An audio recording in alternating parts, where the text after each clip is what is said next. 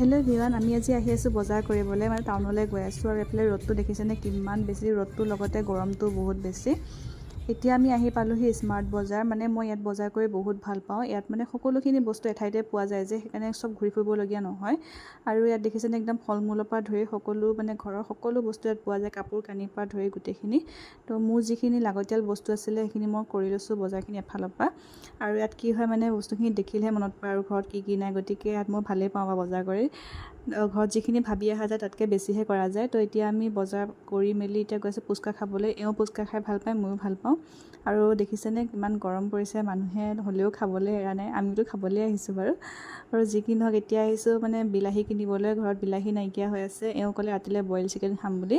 তো গতিকে বিলাহী অলপ লৈ ল'লোঁ। আৰু এতিয়া আহিছোঁ মানে আৰ দিলে। তো ইয়াতে মোৰ অলপ কাপোৰ ল'বলগীয়া আছিলে, তো কাপোৰখিনি লৈ ল'লোঁ। তো আজি ভিডিঅ'টো ইমানেই আছিলে। চাই কেনেকুৱা পালে জনাব।